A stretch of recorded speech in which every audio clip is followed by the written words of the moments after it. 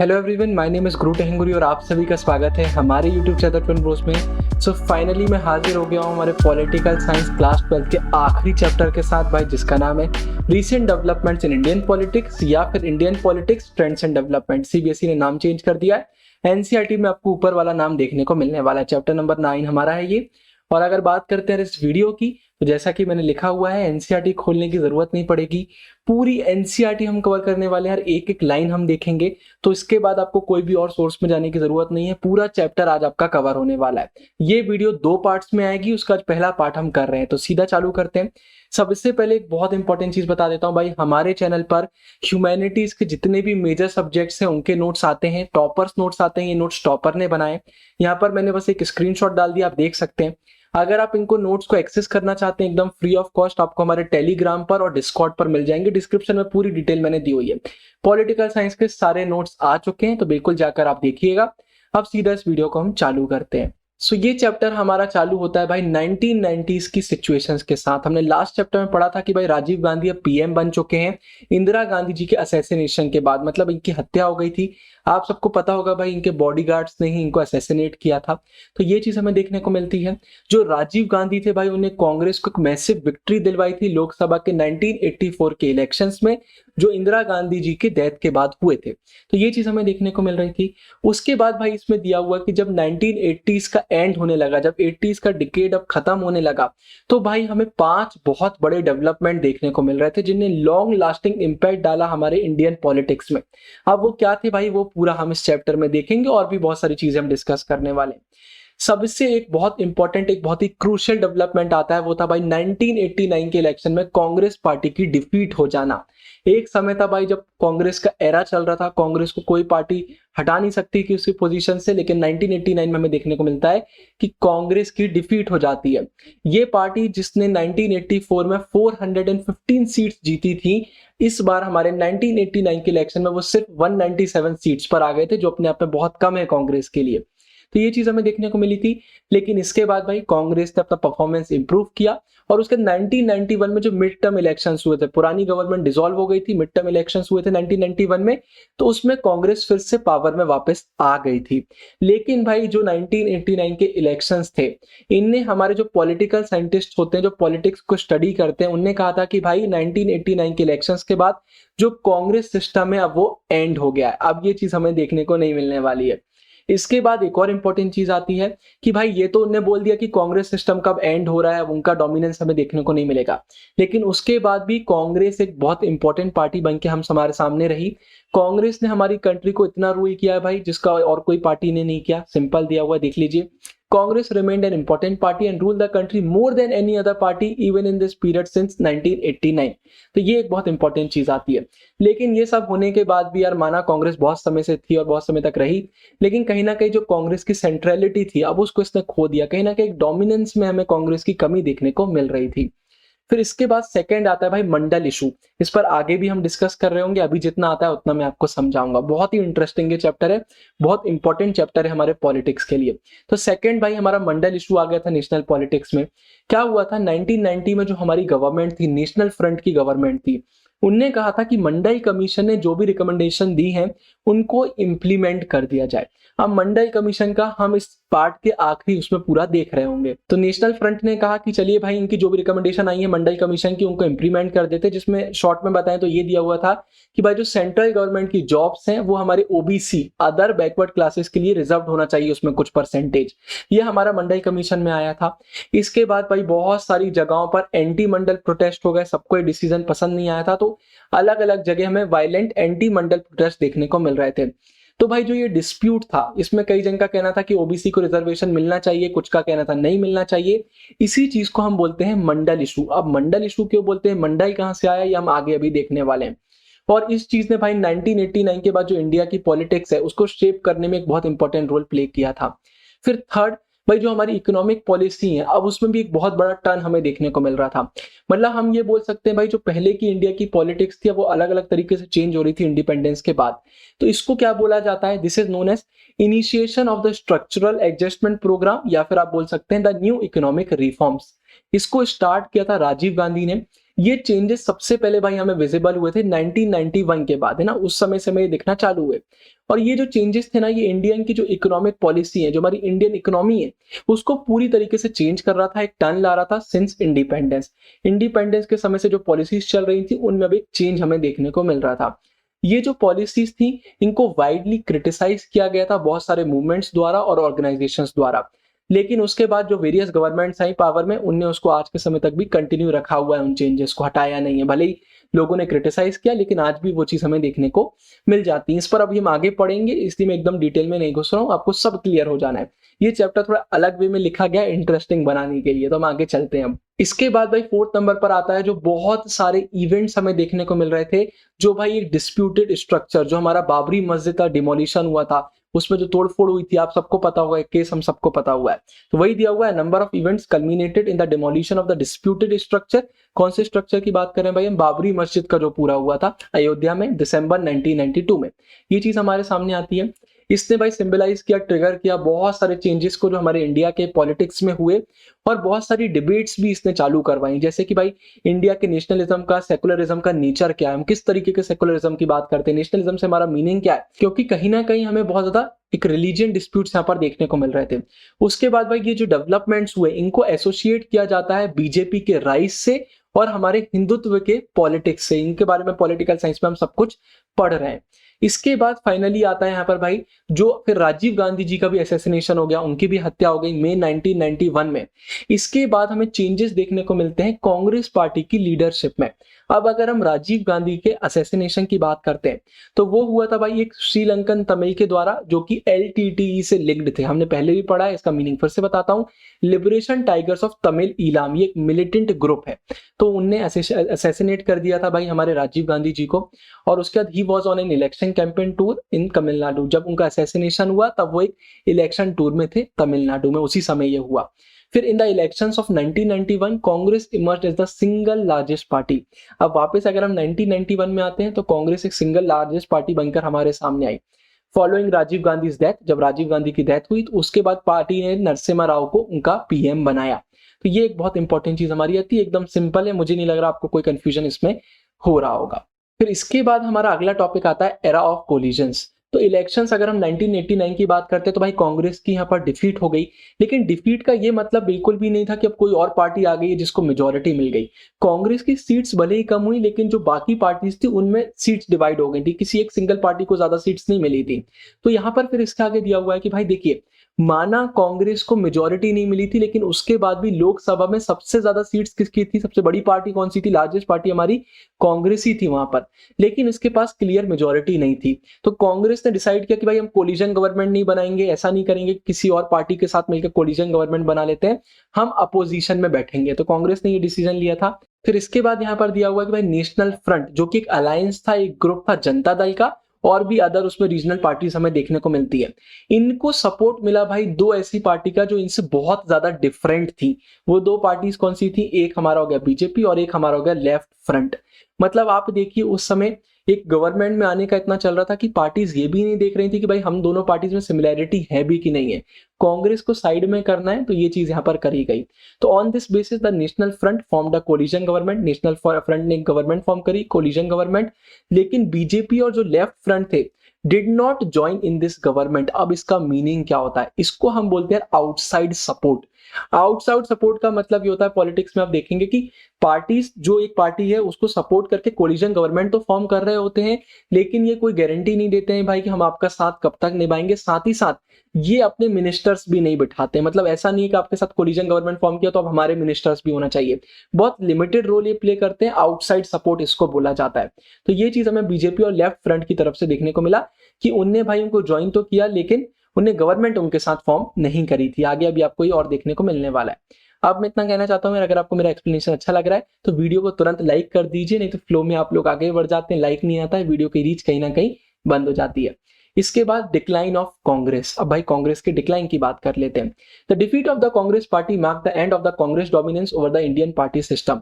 आपको अब यहाँ पर बोला जा रहा है कि भाई लेकिन हमने चैप्टर 5 में पढ़ा था restoration of the Congress system की, कांग्रेस का भाई रिस्टोरेशन भी हमें देखने को मिला था, तो वही हम देख लेते हैं। अगर हम पहले की बात करते हैं, लेट 60s की बात करते हैं, क्योंकि अब हम आगे आ चुके हैं, तो भाई लेट 60s में भी हमें यही देखने को मिला था कि कांग्रेस पार्टी के डोमिनेंस को चैलेंज किया गया था। लेकिन इंदिरा गांधी जी के अंडर में कांग्रेस को जब वो लीड कर रही थी, उनने इतनी अच्छे से चीजों को मैनेज किया कि भाई उनने अपनी पोजीशन को री एस्टेब्लिश कर लिया था। मतलब जो कांग्रेस को चैलेंजेस मिल रहे थे ना बाकी तरफ से, उनको हटाया था और कांग्रेस की पावर को वो वापस लेकर आई थी पॉलिटिक्स में। और यही चीज अब हमें 19 में देखने को मिल रही है। यहाँ पर अब फिर से चैलेंज आ गया कि भाई कांग्रेस की जो पोजीशन है उसको बाकी चीज चैलेंज कर रही है। लेकिन इसका ये मतलब बिल्कुल भी नहीं है कि अब कोई और ऐसी सिंगल पार्टी आ गई है जो कांग्रेस की जगह लेने वाली है। The 90s saw yet another challenge to the predominant position of the Congress. It did not, however, mean the emergence of any other single party to fill its place. ऐसा नहीं है तब कांग्रेस को चैलेंज आ गया तो कोई एक ऐसी पार्टी आ गई जो कांग्रेस को हटा के खुद अपनी मेजोरिटी लाकर गवर्नमेंट फॉर्म कर लेगी। इस समय ऐसी कोई पार्टी नहीं थी। अब तो हमें बीजेपी देखने को मिलती है, लेकिन उस समय ऐसा पार्टी नहीं थी कि जो बहुत ज्यादा डोमिनेंस रख रही हो। इसके बाद Thus began an era of multi party system. अब हमारे सामने आ गया भाई मल्टी पार्टी सिस्टम। इसका मीनिंग ये है कि भाई आपको एक चीज मैं पहले ही बता देता हूं, a large number of political parties always contested elections in country.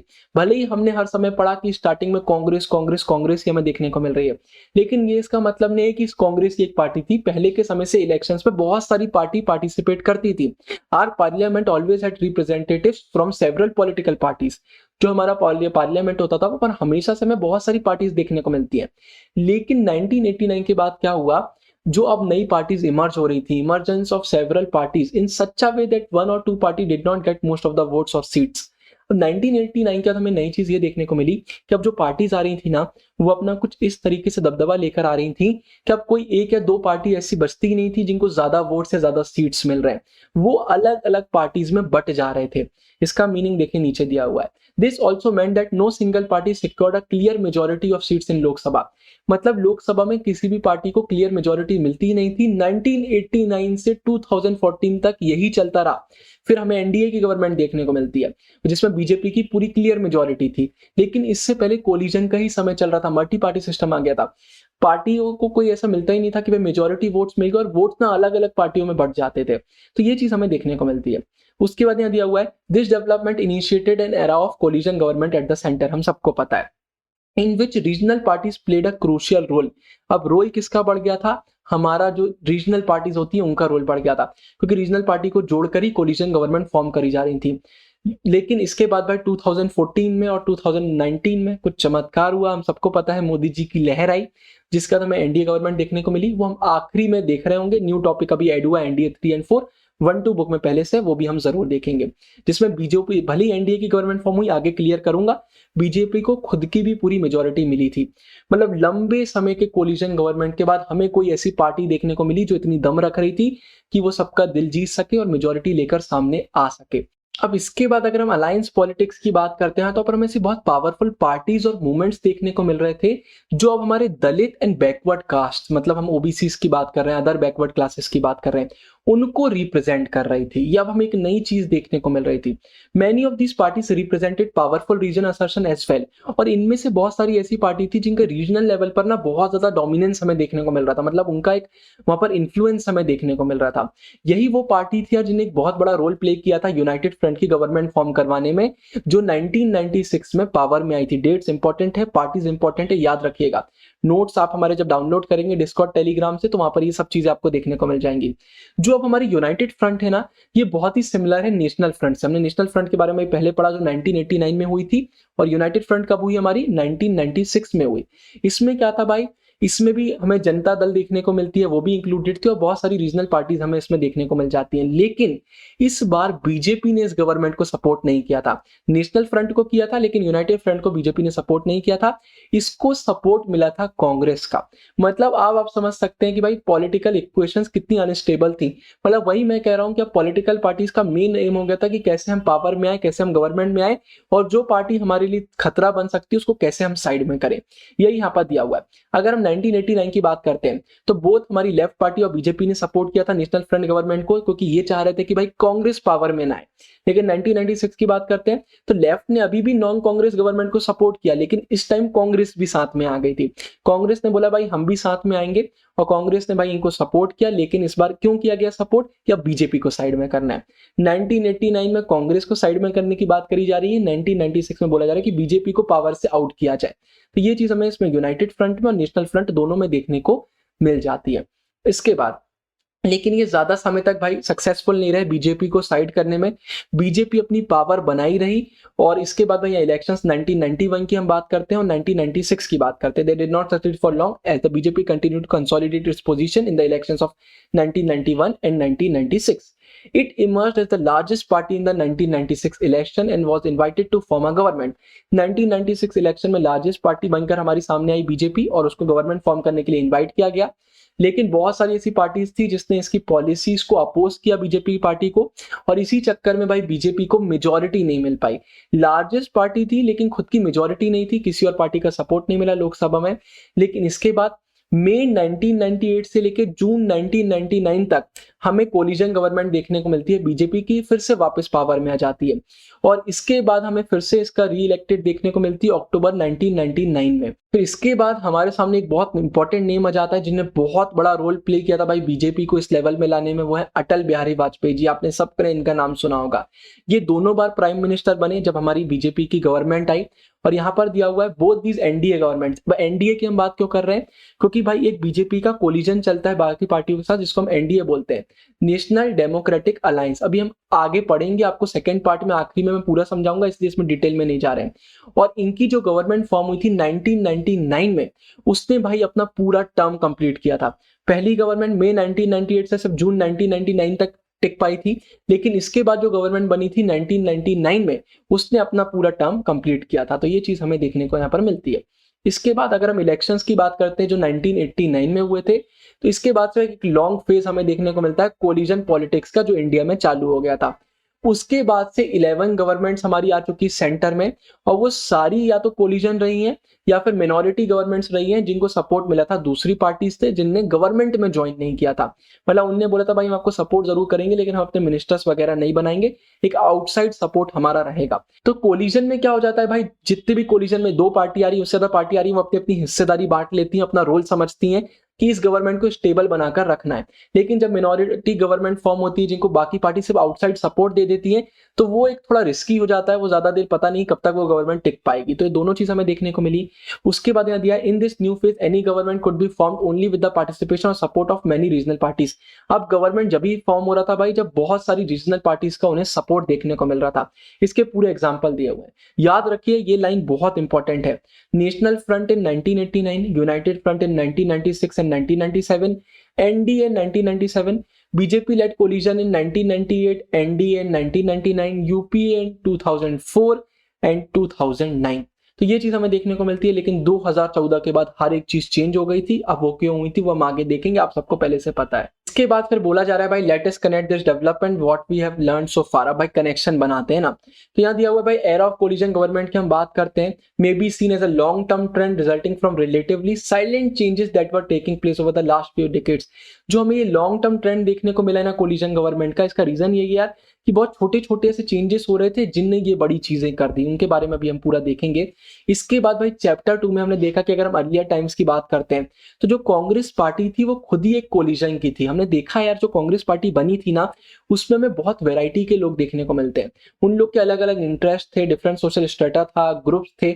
मतलब एक ही पार्टी में हमें अलग अलग लोग देखने को मिल रहे थे जो अलग अलग एस्पिरेशंस रखते हैं, अलग अलग आइडियाज को फॉलो करते हैं और अलग अलग आइडियोलॉजी को सपोर्ट करते हैं। और इसी चीज ने भाई एक टर्म को राइज दिया था जो था कांग्रेस सिस्टम। हम सबने पुराने चैप्टरों में ये चीज देखी है। आप इसमें मैं बोलूंगा parties and the party systems के जो हमारे नोट्स हैं उनको पढ़िएगा, उसमें 2 चैप्टर अब मर्ज हो गए, तो उनको देखकर जो हमने बनाया है ना उससे आपको पूरी चीजें और ये क्लियर होंगी। आई होप आपने अभी तक वो चैप्टर पढ़ लिया होगा क्योंकि ये आखिरी चैप्टर है, इससे पहले वही चैप्टर था। उसका ये पूरा देख लीजिएगा भाई, सेंट्रल गवर्नमेंट किसकी आई है 1989 से, ये आपको थोड़ा और क्लियर कर देगा। इसके बाद इसका हमने चैप्टर 5 में ये भी देखा कि भाई अगर हम लेट 1960s की स्पेशली बात करते हैं तो हमें देखने को मिला कि यार कांग्रेस का बहुत सारा ऐसा सेक्शन था जो कांग्रेस को छोड़ रहा था और खुद की सेपरेट पार्टी बना रहा था। अब उनको नहीं अच्छा लग रहा था कांग्रेस के साथ, उनको लग रहा था कि हम खुद की पार्टी बनाते हैं। इसके बाद हमने ये भी नोट किया है भाई कि हमें 1977 के बाद बहुत सारी रीजनल पार्टीज भी देखने को मिल रही हैं अब जो राइज कर रही थी, ये चीज हमने देखी। तो ये जो सारे डेवलपमेंट हुए ना, ये कांग्रेस पार्टी को वीक कर दिया था।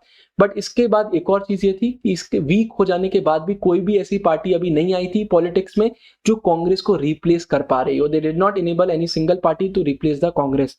ये चीज हमें देखने को और कांग्रेस की उस समय से मिल रही थी ना, तो ये हमारा आता है।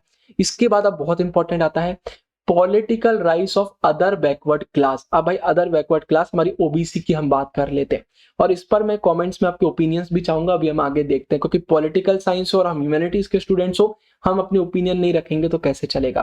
तो देखिए, one long term development of this period was the rise of OBC as a political force. अब हमें ओबीसी जो हमारी अदर बैकवर्ड क्लासेस है वो पॉलिटिकल फोर्स में भी देखने को मिल रही थी। हमने पहले ही देख लिया भाई कि ओबीसी का मतलब क्या होता है, इसका हम एक एडमिनिस्ट्रेटिव कैटेगरी होती है, मतलब अदर बैकवर्ड क्लासेस का शॉर्ट फॉर्म आप ओबीसी याद रखिएगा। ये वो कम्युनिटीज होती हैं जो एससी एसटी में नहीं आती हैं लेकिन ये भी सफर करती हैं एजुकेशनल और सोशल बैकवर्डनेस से। हमारी शेड्यूल्ड कास्ट शेड्यूल्ड ट्राइब्स तो अलग हो गई लेकिन ओबीसी और आता है जिन्हें हम बोलते हैं कि हमारी वो बैकवर्ड क्लास है जो शायद कहीं ना कहीं अभी एजुकेशनल और सोशल उन चीजों में सफर कर रहे हैं। इनको हम बैकवर्ड कास्ट से भी रेफर करते हैं। आप चाहे तो इनको अदर बैकवर्ड क्लासेस भी बोल सकते हैं या बैकवर्ड कास्ट भी बोल सकते हैं। हमने चैप्टर 6 में पहले ही पढ़ा भाई कि the support for the Congress among many sections of the backward caste had declined. Congress को पहले ना ओबीसी जो हमारी बैकवर्ड कास्ट थी उनसे सपोर्ट मिलता था, लेकिन चैप्टर 6 में हमने देखा कि धीरे धीरे मेनी सेक्शन से अब डिक्लाइन होना चालू हो गया था। जब कांग्रेस को उनका सपोर्ट खत्म हुआ तो एक स्पेस क्रिएट हुई नॉन कांग्रेस पार्टीज के लिए जो अब ओबीसी के लिए कुछ कर सकते हैं और उनका सपोर्ट भी गेन कर सकते हैं। ये चीज हमें देखने को मिली थी कि भाई this created a space for non Congress party that Drew more support from these communities. आप रिकॉल करेंगे कि rise of these parties first found political expression eight the national level in the form of Janata party. हमें जनता party का सीधा सीधा इस चीज का एग्जांपल 1977 का आ जाता है। अगर हम जनता पार्टी की बात करते हैं तो उसकी बहुत सारी कॉन्स्टिट्यूएंट्स कौन थी, भारतीय क्रांति दल था, संयुक्त सोशलिस्ट पार्टी था जो कि हमारा एक बहुत पावरफुल रूरल बेस रखते हैं बहुत सारे सेक्शंस में ओबीसीज के। तो हमें चीज समझ में आई थी कि जिन पार्टी को अब ओबीसीज का सपोर्ट मिल रहा था, जो पार्टी उनके लिए काम करना चाह रही थी और उनका सपोर्ट गेन कर पा रही थी, अब वही गवर्नमेंट में हमें देखने को मिल रही थी क्योंकि उनको सपोर्ट मिल रहा था और ये सपोर्ट अब कांग्रेस के पास से जा चुका था तो उनका चला गया, किसी और ने वो सपोर्ट अब अपने पास ले लिया। ये चीज हमें देखने को मिलती है। अब मंडल इंप्लीमेंटेड। अब हम आखिरी टॉपिक्स की तरफ बढ़ रहे हैं इस वीडियो के। तो इसमें दिया हुआ है कि अगर हम 1980s की बात करते हैं तो जो हमारी जनता दल थी उसने क्या किया, जो पॉलिटिकल ग्रुप्स थे जो सिमिलर कॉम्बिनेशन वाले थे उनको साथ में लेकर आए और उनका ओबीसी की तरफ एक स्ट्रॉन्ग सपोर्ट हमें देखने को मिलता है। The decision of the national front government to implement, हमने ये भी देखा था कि भाई जो नेशनल फ्रंट गवर्नमेंट थी उसने बोला था कि जो मंडल कमीशन के जितने भी रिकमेंडेशन है उनको इंप्लीमेंट कर दिया जाए। इसने ना एक पॉलिटिक्स में चेंज लेकर आया, जो हमारी अदर बैकवर्ड क्लासेस का पॉलिटिक्स था ना उसमें चेंजेस आए। जो एक इंटेंस नेशनल डिबेट चल रही थी कि भाई हमारे ओबीसी को रिजर्वेशन मिलना चाहिए कि रिजर्वेशन नहीं मिलना चाहिए जॉब्स में, इसके बाद क्या हुआ, जब कोई भी चीज एक हॉट टॉपिक में बनता है ना तो वो हर तरफ पहुंचता है। इसके बाद जो ओबीसी कम्युनिटी हमारी, उनको अपनी एक पहचान मिली, उनको अपनी आइडेंटिटी के बारे में थोड़ा वो और अवेयर हुए। उनका ये पहले से था कि भाई ओबीसीज में आते हैं लेकिन वो अवेयर नहीं थे कि उनकी भी एक आइडेंटिटी है, उनकी भी कुछ राइट्स हैं। ये चीज हमें देखने को मिल रही थी। Reservation in the jobs made people from the OBC communities more aware of this identity. उनको एक नई आइडेंटिटी जो पहले से उनके पास थी अब उसको और उन्हें अवेयर करवाया। Thus it helped those who wanted to mobilize these groups। अब उनको अपनी आइडेंटिटी पता चल गई, उनको पता है भाई हमारी आइडेंटिटी क्या है, ऐसे कौन से लोग हैं जो हमारी ही कम्युनिटी में आते हैं। अब इनको मोबिलाइज, इनको इकट्ठा करना आसान हो गया था। सिंपल बात है, मैं बोल दूं जितने भी कॉलेज स्टूडेंट्स हैं वो यहाँ पर आए, हम ये करने वाले। आपकी एक आइडेंटिटी है कि आप एक कॉलेज स्टूडेंट है। ऐसे ही जब किसी भी हम पॉलिटिक्स में किसी चीज को आइडेंटिटी दे देते हैं ना तो उनको इकट्ठा करना आसान हो जाता है और वो अपने राइट्स के लिए खड़े हो पाते हैं और बाकी चीजों के लिए खड़े हो पाते हैं। आपने हमेशा देखा होगा कभी भी अगर हमारे कोई रिफॉर्म्स आते हैं, कभी भी हम पॉलिटिक्स में कोई ऐसी बात करते हैं तो पहले हम लोगों को इकट्ठा करते हैं, हम उनको एक आइडेंटिटी प्रोवाइड करते हैं। ठीक है, तो this period saw the emergence of many parties, बहुत सारी पार्टीज इमर्ज हो रही थी। उन पार्टीज का मेन यही था कि भाई जो ओबीसीज हैं उन्हीं के लिए हम बेटर अपॉर्चुनिटीज लेकर आएंगे एजुकेशन में, एम्प्लॉयमेंट में, और साथ ही साथ भाई उनका शेयर ऑफ पावर की बात कर रही थी कि पॉलिटिक्स में, सोसाइटी में उनका क्या एक स्टेटस अब रहने वाला है। इन पार्टी ने क्लेम किया था कि भाई जो हमारा ओबीसी है ये अपने आप में इंडियन सोसाइटी का एक लार्ज सेगमेंट फॉर्म करते हैं, तो ये एक बहुत डेमोक्रेटिक डिसीजन होगा अगर हम ओबीसीज को हमारा जो एडमिनिस्ट्रेशन है और साथ ही साथ जो पॉलिटिकल पावर है वहां पर हम उनको रिप्रेजेंटेशन दे। मतलब एडमिनिस्ट्रेशन में भी वो हमें देखने को मिलना चाहिए, और उनका जो एक ड्यू शेयर है जो उनको मिलना था अभी तक नहीं मिला है वो उनको पॉलिटिकल पावर में मिलना चाहिए। अब इसके बाद हमारा आखिरी टॉपिक आता है, एक इंपॉर्टेंट टॉपिक, मंडल कमीशन। शॉर्ट में समझाऊंगा, रीड करूंगा, समझाऊंगा, बहुत इजी है। तो देखिए, अगर हम रिजर्वेशन की बात करते हैं ना ओबीसी के लिए, तो 1960 से तो हमारे पुख्ता सबूत है, हो सकता है इससे पहले भी हो, जो हमारी साउथ स्टेट्स हैं वहां पर हमें ओबीसी के लिए रिजर्वेशन देखने को मिलता था, लेकिन नॉर्थ इंडियन स्टेट्स में ये चीज हमें देखने को नहीं मिलती थी। लेकिन इसका जब जनता पार्टी की गवर्नमेंट आई 1977 से 79 में, उस समय ये चीज बहुत हाई लेवल पर रेस करी गई ओबीसी के लिए। भाई बोला गया, it was during the tenure of Janata Party that demand for reservations for backward caste in North India and at the national level was strongly raised. भाई नॉर्थ में भी हो और नेशनल में भी हो, हमें इनके लिए रिजर्वेशन देना चाहिए, तो ये डिमांड रेज हो रही थी। इसके बाद यहाँ पर हमें ये चीज फोकस में जनता पार्टी भी लेकर आई थी। फिर कर्पूरी ठाकुर एक इंपॉर्टेंट नाम है, ये उस समय बिहार के सीएम थे। उनने इस डायरेक्शन में एक बहुत बड़ा कदम रखा था। इनकी जो गवर्नमेंट थी उसने एक न्यू पॉलिसी इंट्रोड्यूस करी थी। उनका कहना था कि भाई ओबीसी के लिए बिहार में रिजर्वेशन रहेंगे। इसके बाद भाई अगर हम सेंट्रल गवर्नमेंट की बात करते हैं हमारी, तो उनने भी क्या किया था, एक कमीशन 1978 में बिठाई थी, एक कमीशन उन्होंने फॉर्म करी थी, जिनको कहा था कि भाई आप वेज रिकमेंड करिए कि हम कैसे बैकवर्ड क्लासेस की कंडीशन को इंप्रूव कर सकते हैं। साथ ही साथ एक और इंपॉर्टेंट चीज आती है कि अगर हम बात करते हैं हमारे इंडिया के इंडिपेंडेंस के बाद, तो ये सेकंड टाइम हुआ था कि ऐसी कोई कमीशन बिठाई गई है, तो इसलिए इस कमीशन को हम ऑफिशियली बोलते हैं सेकंड बैकवर्ड क्लास कमीशन, और पॉपुलरली इसको हम क्या बोलते हैं, मंडल कमीशन। मंडल कमीशन इसलिए बोलते हैं भाई क्योंकि जो इसके चेयरपर्सन थे उनका नाम था बिंदेश्वरी प्रसाद मंडल, उन्हीं के नाम से ये आया है। राइट साइड में बॉक्स डाला है, इसको आप बिल्कुल पढ़ सकते हैं। आगे इस बॉक्स को आप देखते हैं, तो भाई जो मंडल कमीशन था उसको इसलिए ही सेटअप किया गया था कि वो इन्वेस्टिगेट करे कि भाई एजुकेशनल और सोशल बैकवर्डनेस हमें क्या देखने को मिलती है सोसाइटीज की, और बताए कि इसको हम कैसे ठीक कर सकते हैं। और ये भी एक्सपेक्ट किया जा रहा था भाई कि हमें रिकमेंडेशन दे कि हम इस चीज को खत्म कैसे कर सकते हैं पूरी तरीके से, कैसे हम एक अच्छी इंडिया के लिए सामने शेप कर सकते हैं, जो भी बैकवर्ड क्लासेस है उनके लिए कैसे हम अच्छा काम कर सकते हैं। ये जो कमीशन थी इसने 1980 में अपनी रिकमेंडेशन दी थी, लेकिन उस समय तक भाई जनता गवर्नमेंट तो जा चुकी थी। इसमें अगर हम कमीशन की बात करते हैं तो इसने बैकवर्ड क्लासेस को ये एडवाइस किया था कि भाई हमें बैकवर्ड क्लासेस को अलग से भी समझना पड़ेगा। ऐसा नहीं है कि हम शेड्यूल ट्राइब, शेड्यूल कास्ट के बारे में बात करते हैं, हमारी सोसाइटी के और ऐसे सेक्शन है जो बैकवर्ड है, अगर उनको हम अच्छे से समझ लेते हैं तब जाके हम इंडिया की सोसाइटी को अच्छे से समझ पाएंगे, क्योंकि इंडिया में उनके अलावा भी बहुत सारे ऐसे लोग हैं जिनको हायरार्की में, कास्ट हायरार्की में नीचे रखा जाता है। ये चीज हमें देखने को मिली थी। उसके बाद कमीशन ने एक सर्वे किया था जिसके बाद हमें ये मालूम चला था कि भाई जो बैकवर्ड कास्ट है इनका बहुत लो प्रेजेंस हमें देखने को मिलता है एजुकेशनल इंस्टीट्यूशन में, और साथ साथ जो पब्लिक सर्विसेज की इंप्लॉयमेंट होती है उसमें। इसके बाद इसने रिकमेंड किया था कि भाई 27% हमें रिजर्वेशन रखना चाहिए हमारे एजुकेशनल इंस्टीट्यूशन में और गवर्नमेंट जॉब्स में इन ग्रुप्स के लिए। ये एक चीज हमारे सामने आई थी। साथ ही साथ जो मंडल कमीशन है उसने ये बोला था कि भाई और भी रिफॉर्म्स आपको करने चाहिए, और रिकमेंडेशन इन्हें दी थी जैसे लैंड रिफॉर्म आप करिए, और साथ ही साथ ये सब आप करेंगे तो इससे ओबीसी की कंडीशन इंप्रूव होगी। इसके बाद अगस्त 1990 की बात करते तो उस समय नेशनल फ्रंट की गवर्नमेंट थी। उनने बोला कि भाई हम एक जो इनका रिकमेंडेशन है उसको इंप्लीमेंट कर देंगे मंडल कमीशन का, और वो था कि भाई जो ओबीसी को रिजर्वेशन हमें देना है सेंट्रल गवर्नमेंट और उसकी अंडरटेकिंग्स में। ये जॉब्स के रिलेटेड आया था, एक बहुत इंपॉर्टेंट आया था। जो ये डिसीजन था भाई इसने हर तरफ बहुत वो मचा दिया था, हल्ला, बहुत सारे एजिटेशन हमें देखने को मिल रहे थे, वायलेंट प्रोटेस्ट हमें देखने को मिल रहे थे नॉर्थ इंडियन स्टेट्स में, क्योंकि जरूरी नहीं है कि हर कोई इस चीज को सपोर्ट करेगा। उसके बाद जो ये डिसीजन है इसको चैलेंज किया गया था सुप्रीम कोर्ट में, और ये जो चैलेंज हुआ था इसको हम बोलते हैं इंदिरा स्वाने केस, क्योंकि ये एक नाम था, पेटिशनर में से एक जन का नाम था, तो उस नाम से एक केस जाना गया। इसके बाद नवंबर 1992 में जो सुप्रीम कोर्ट का डिसीजन आया, उनने बोला कि भाई हम गवर्नमेंट के डिसीजन से सहमत हैं, मतलब गवर्नमेंट को उन्हें सपोर्ट किया था। इसके बाद भाई हमें कुछ डिफरेंसेस देखने को मिलते हैं पॉलिटिकल पार्टीज में कि वो कैसे इस चीज को इंप्लीमेंट करते हैं। There were some differences among the political parties about the manner of implementation of decision. हर पॉलिटिकल पार्टी यही बोल रही थी कि इसको इंप्लीमेंट कैसे करेंगे, तो सबके उसमें डिफरेंसेस देखने को मिल रहे थे। लेकिन उसके बाद ये जो रिजर्वेशन की पॉलिसी है ओबीसीज की, इसको सपोर्ट मिलता है सारी मेजर पॉलिटिकल पार्टी से इंडिया में। अब मैं आपसे चाहूंगा कि आप कमेंट सेक्शन में मुझे बताइए कि आज के समय में जो ये चीज है ये सही है या नहीं। मैं पूरे रिजर्वेशन की बात करता हूँ, क्या इंडिया में रिजर्वेशन की अभी भी जरूरत है कि नहीं है, ये आप मुझे कमेंट सेक्शन में बताएंगे। तो यही आता है हमारा इस वीडियो में। आई होप आपको मेरा एक्सप्लेनेशन अच्छा लगा होगा। अगर आपको वीडियो अच्छी लगी तो वीडियो को लाइक कीजिएगा, शेयर कीजिएगा, कमेंट कीजिएगा। कोई भी डाउट बस आप कमेंट कर सकते हैं। और मेरी हिसाब से एक रिक्वेस्ट है, अपने हर एक दोस्त अपने हर एक क्लासमेट के साथ ये वीडियो शेयर करिए।